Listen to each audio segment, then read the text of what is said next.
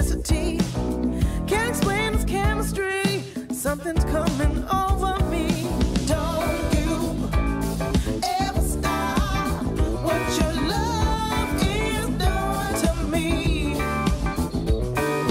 Don't you ever quit giving what comes naturally.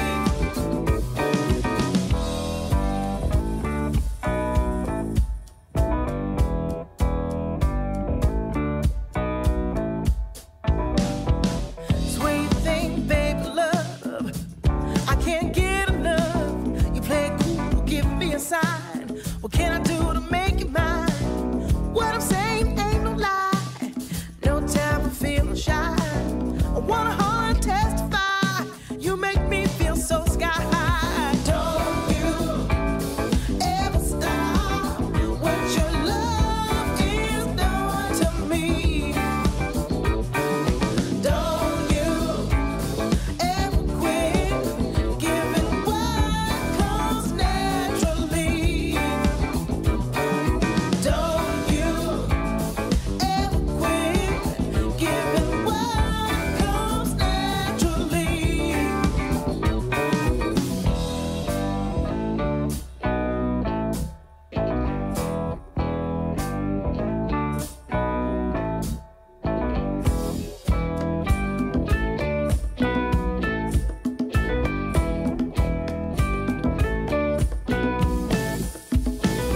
Don't you ever stop what your love is doing to me. Don't you ever quit giving what comes naturally. Don't you ever stop what your love is doing to me.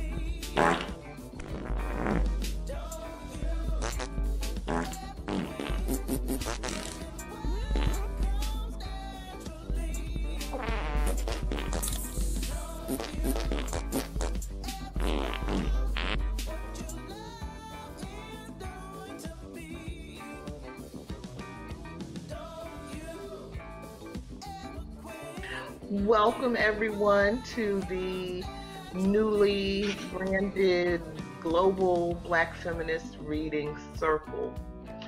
My name is Michelle Odom. I'm one of the co-hosts, and we are having our special holiday hangout tonight, primarily focusing on the question of whose booty is this, which is a continuation of a dialogue held by bell hooks.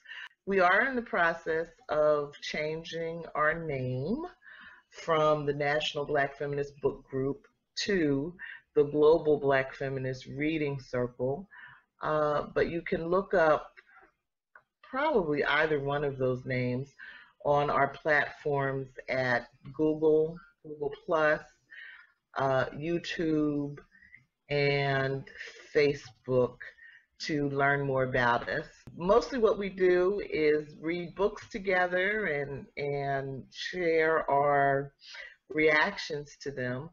But tonight is a little bit different because we are reacting to and continuing a discussion based on another discussion.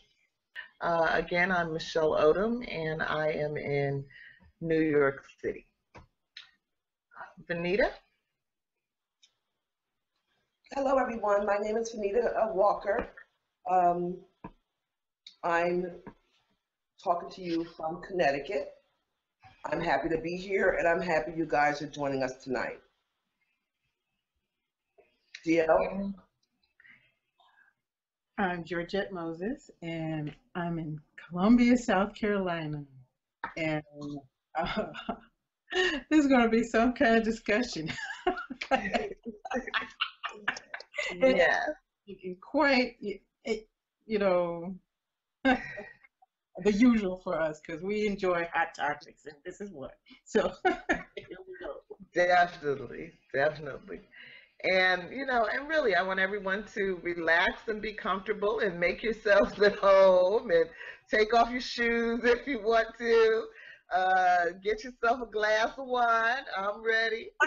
All right now. Wow. I'm ready. He was blushing already. You haven't even started yet. Yeah. And let's have fun. I was saying to Georgette that I just posted a video, a parody of Nicki Minaj's video called Anaconda, and it's all of these mostly black booties, uh, nearly naked women twerking, and every time there's a twerk, there's a fart, and it's I can't stop laughing about it. So I'm gonna try to contain myself, but that's where we are. Randie, you made it! Thank goodness. Yeah, there she is. All right. Yeah, why don't you go ahead and introduce yourself?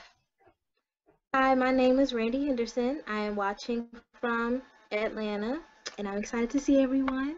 I miss you all, Oh, and I'm yeah. excited for tonight. Oh, I'm so glad you got in.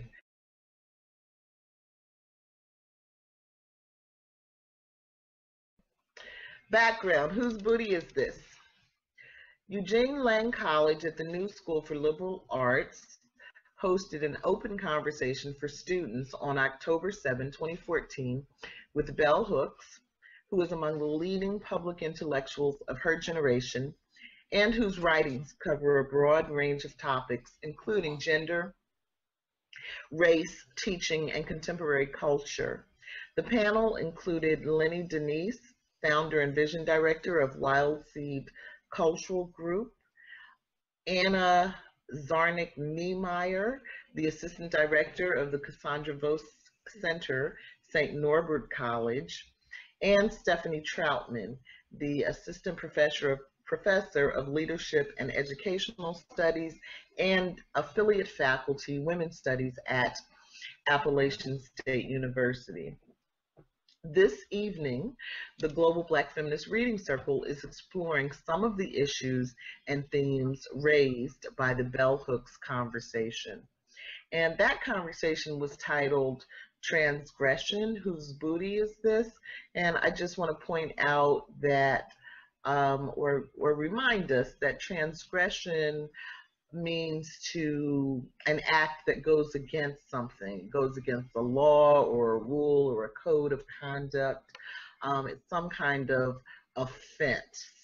So we're really looking at the question of booty juxtaposed with offense. Is there something offensive about our focus on booty?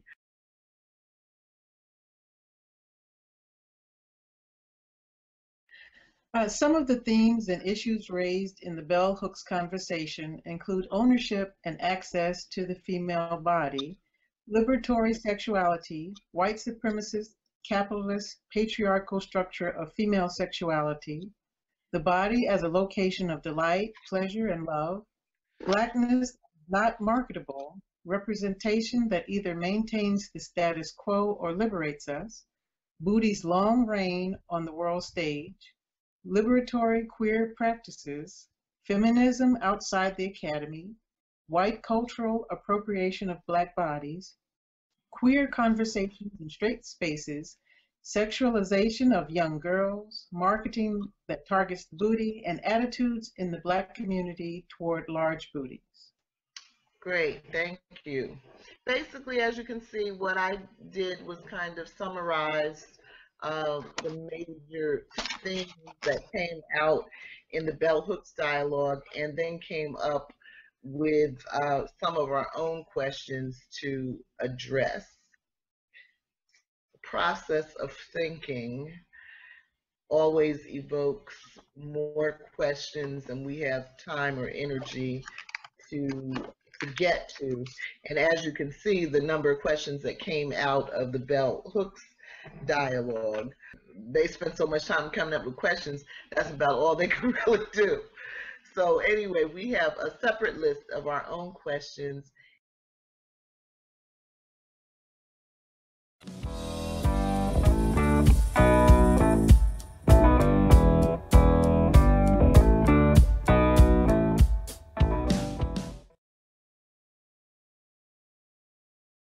Yeah. In number 5, in what ways has whiteness culturally appropriated Black female bodies? And is this an equal concern for Black men? And in what ways has Blackness culturally appropriated physical characteristics associated with whiteness?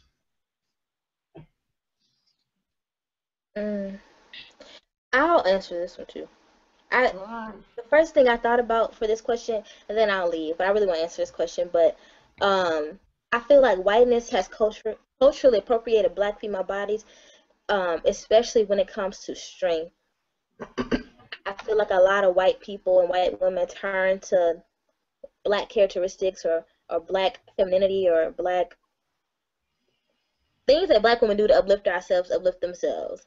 And I noticed that a lot of white women turn to Black women for energy or to get them through something, be it like music or quotes or any other day, they're on their side, they're not really paying attention to us. So I think it's really interesting how I feel like we get used a lot when it comes to images of strength and power and sassiness and liberation, and freedom. A lot of that associated with being Black. And I feel like white people definitely, especially white women, definitely appropriate that a lot, as in Iggy. But don't you think that the reason maybe for that is that now more white women are with Black men, so they're trying to get little lessons from us? Probably. I mean, because 20 years ago, they weren't trying to hear all that. I mean, on the real. The Black girls still over here. The white girls still over here. They weren't trying to hear that 20 years ago, Randie. But now, since you have more of the white girls dating the Black men, all of a sudden, we've become this newfound commodity. Oh, let's go to the Black girl, find out what's hip, what's cool, how much ass we can say what to do. All of a sudden, we're popular. So I think you're right. That's an interesting point, Venita. It reminds me of a friend I used to have. A Black guy who had a baby with a white woman, and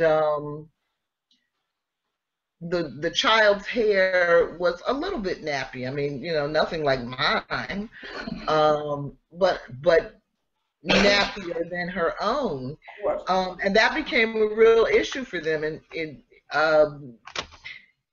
that became a real issue for them.